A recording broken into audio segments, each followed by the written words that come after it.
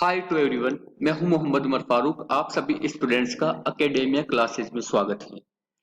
आज के इस सेशन में हम छठी शताब्दी ईसा पूर्व के भारत से संबंधित क्वेश्चंस को हल करेंगे। तो आइए बगैर किसी देरी के हम फर्स्ट क्वेश्चन की ओर बढ़ते हैं।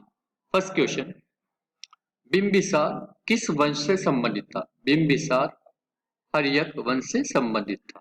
तो आइए बिंबिसार से जुड़े दूसरे फैक्ट्स को भी कवर करते हैं। बिंबिसार का शासनकाल कब से कब तक रहा है? ये रहा है 544 ईसा पूर्व से 544 ईसा पूर्व से 492 ईसा पूर्व 492 ईसा पूर्व तक। बिंबिसार हर्यक वंश के संस्थापक थे। हर्यक वंश के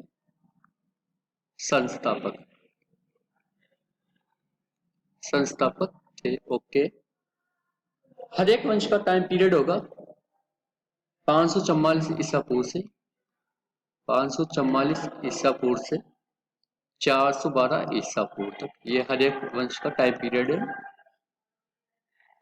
बिंबिसार मगध साम्राज्य की सत्ता का मगध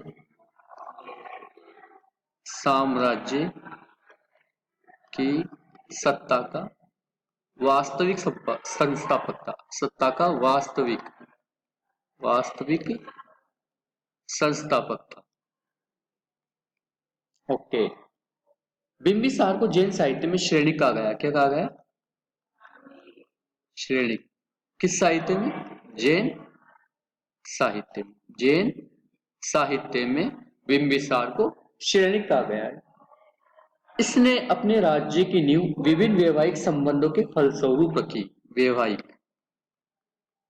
वैवाहिक संबंधों के फलस्वरूप, यानी कि अपने राज्य को ताकतवर बनाने के लिए इसने कई विवाह किए, जिनमें प्रथम पत्नी महाकोशला देवी थी। यानी पहला विवाह किससे किया? महाकोशला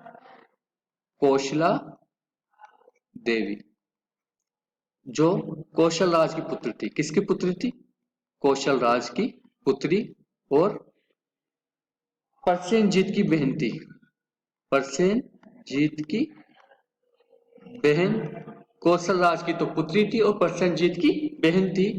मां कौशला देवी से विवाह करने के परिणाम स्वरूप बिंबिसार को काशी प्रांत देश में मिला। क्या मिला? काशी प्रांत किस मिला? देश में।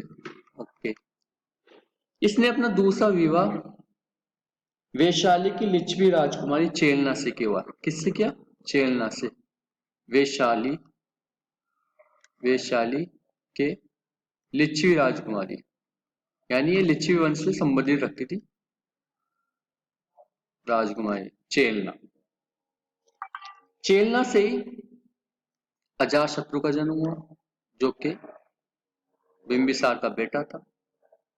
तीसरी पत्नी का नाम था क्षेमा या क्षेमा, जो पंजाब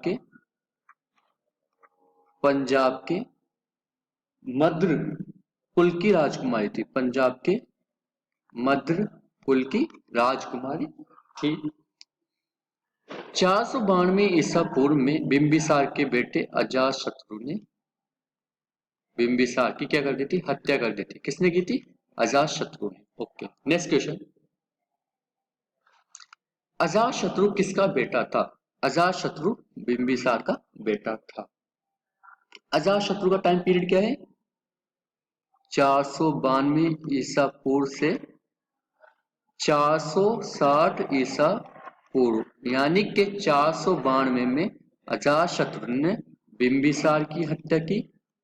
बिंबिसार की हत्या के परिणाम स्वरूप इसे सिंहासन की प्राप्ति हुई। ओके,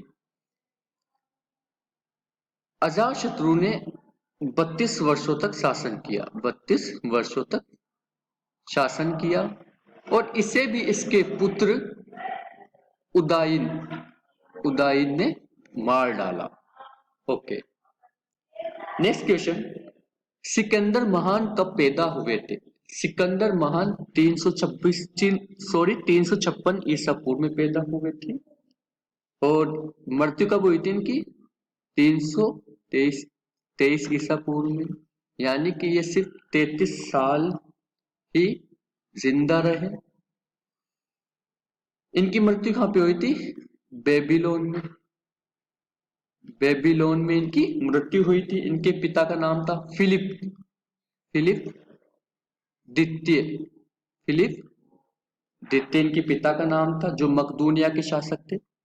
मकदूनिया के क्या थे? शासक थे।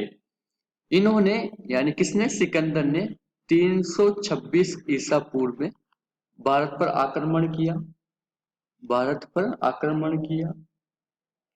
इस आक्रमण के परिणाम स्वरूप उसने पंजाब के शासक पोरस पंजाब के शासक पोरस पंजाब के शासक पोरस के साथ युद्ध किया, जिसमें सिकंदर की सफलता हुई।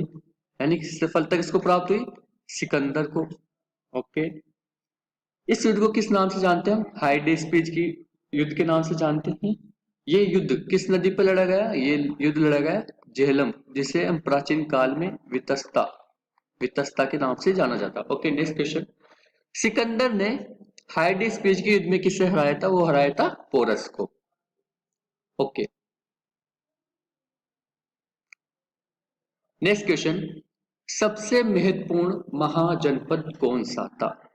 सबसे महत्वपूर्ण महाजनपद मगध था। सबसे महत्वपूर्ण महाजनपद कौन सा था? मगध। यानी कि टोटल 16 महाजनपद हुआ करते थे।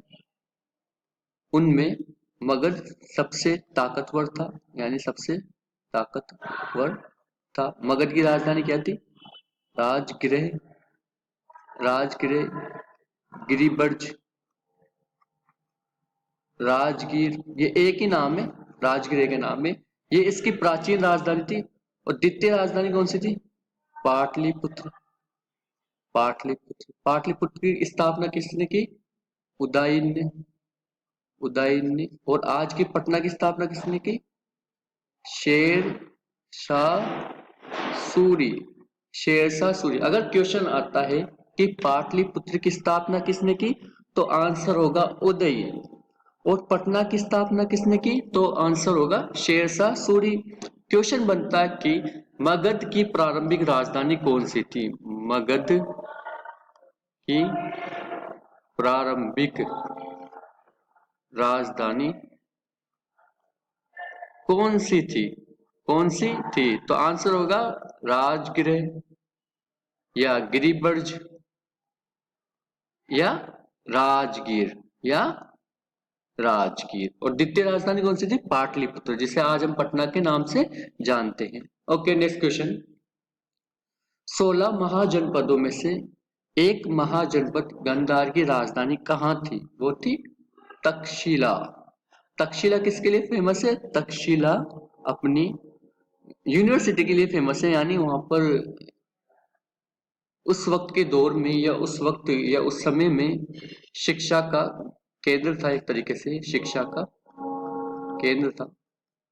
तो आंसर क्या होगा? गांधार की राजधानी तक्षशिला है, जो कि पाकिस्तान प्रांत में है। पाकिस्तान कंट्री में है, या प्रांत, जो भी बोले वही है। Okay, next question. प्राचीन भारत में किसके संघ को श्रेणी कहते हैं? वो कहते हैं व्यापारियों के समूह को। प्राचीन भारत में व्यापारियों व्यापारियों के समूह को क्या कहते हैं? संघ कहते हैं। Okay, next question. भारत में सबसे पुराना लौह युग जुड़ा हुआ है। वो जुड़ा हुआ है चित्रित दूसरे मल्द बांड के साथ। मल्द बांड के साथ। यानी कि लौह युग में इस तरह के बर्तन इस्तेमाल किए जाते थे। Okay, next question. 6ठी शताब्दी ईसा पूर्व में मगध में किसका विशाल भंडार था? वो था लोहे का। यानी कि 6ठी शताब्दी एक तरीके से बड़े चेंज का नाम है। यानी इस 6ठी शताब्दी को हम महापरिवर्तन काल के नाम से जानते भी हैं। महापरिवर्तन ये, या फिर द्वितीय नगरीकरण। द्वितीय नगरीकरण। प्रथम नगरीकरण क्या है? वो है सिंधु घाटी सभ्यता। सिंधु घाटी सभ्यता, यानी सिंधु घाटी सभ्यता के पश्चात जो द्वितीय नगरीकरण हुआ था वो 6ठी शताब्दी ईसा पूर्व में हुआ था। उसका मुख्य कारण लोहे का होना था। ओके, नेक्स्ट क्वेश्चन, मगध के उत्थान के लिए कौन सा प्रथम शासक उत्तरदायी था? मगध के उत्थान के लिए बिंबिसार उत्तरदायी था, यानी कि मगध को बिंबिसार ने उत्थान किया था, या बोले कि मगध का वास्तविक संस्थापक बिंबिसार ही था। ओके, नेक्स्ट क्वेश्चन, उस राज्य का नाम बताइए जिसने पहली बार युद्ध में हाथियों का इस्तेमाल किया। वो है मगध, यानी कि मगध ने पहली बार युद्ध में हाथियों का इस्तेमाल किया था। ओके, नेक्स्ट क्वेश्चन, प्राचीन काल में स्रोत सामग्री लिखने के लिए प्रयुक्त भाषा थी, वो थी Sanskrit.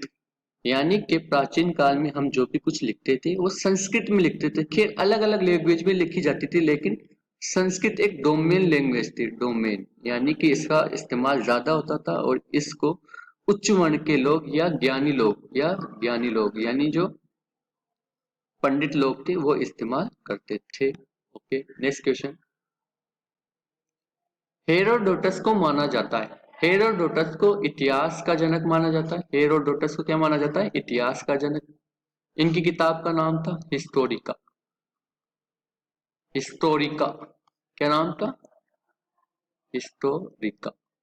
Okay, next question, Sikandar और पोरस ने लड़ाई किस नदी पर लड़ी थी? वो लड़ी थी झेलम नदी पर। कब लड़ी थी लड़ाई? 326 ईसा पूर्व में। झेलम को किस नाम से जानते हैं? वितस्ता, प्राचीन नाम इसका नाम वितस्ता है। और इसमें किसको पराजय मिली थी? वो मिली थी पोरस को। और सफलता किसको मिली थी? वो मिली थी सिकंदर को। नेक्स्ट क्वेश्चन, किसकी सेना ने ग्रीक शासक सिकंदर के साथ झेलम नदी के तट पर मुकाबला किया? वो किया था पोरस ने। नेक्स्ट क्वेश्चन, यहूदियों के धार्मिक पाठ का नाम है, यहूदियों के धार्मिक पाठ का नाम है मूसा संहिता। मूसा संहिता, मूसा संहिता। ओके, नेक्स्ट क्वेश्चन, निम्नलिखित मगध राजवंशों का काल क्रमानुसार लिखिए। यानी कि मगध में जितने भी राजवंश हुए उनको क्रम से जमाना है। तो सबसे पहले कौन सा राजवंश हुआ है? वह हुआ है हर्यक। कौन सा हुआ है? हर्यक वंश। क्या टाइम पीरियड था इसका? इसका था 544 ईसा पूर्व से 412 ईसा पूर्व। ये पहला हो गया। दूसरा कौन सा था? दूसरा था शेषुनाग वंश। शेषुनाग वंश, इसका टाइम पीरियड होगा 412 से 345। 412 से 345 ईसा पूर्व। ओके, नेक्स्ट कौन सा था? तीसरा वो था नंद वंश। नंद वंश, इसका टाइम पीरियड होगा 345 ईसा पूर्व से 322 ईसा पूर्व। 322 ईसा पूर्व। सबसे आखिर था या चौथा था वो था मौर्य वंश। मौर्य वंश, इसका टाइम पीरियड था 322 ईसा पूर्व से 184 ईसा पूर्व। यानी कि चंद्रगुप्त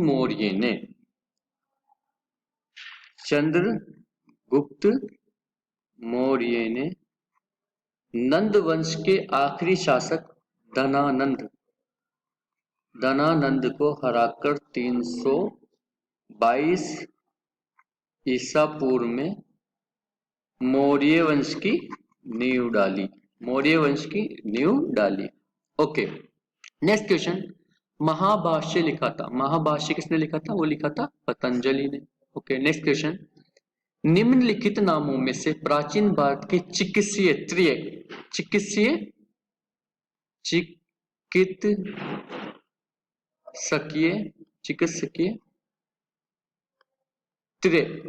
की पहचान करिए। तो उसमें किस किस का नाम आता है? एक तो आता है चरक का नाम आता है, एक सुश्रुत का नाम आता है और एक आता है वाग्भट का नाम। अगर क्वेश्चन पूछा जाए कि प्राचीन भारत में जो महान हमारे डॉक्टर्स थे, उनमें चरक नाम आता है, सुश्रुत आता है और वाग्भट आता है।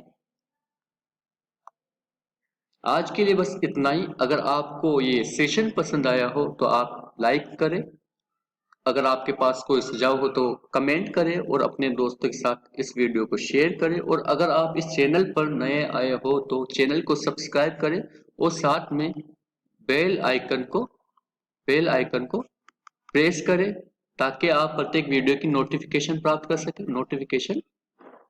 कर सके। Thank you, take care and bye bye.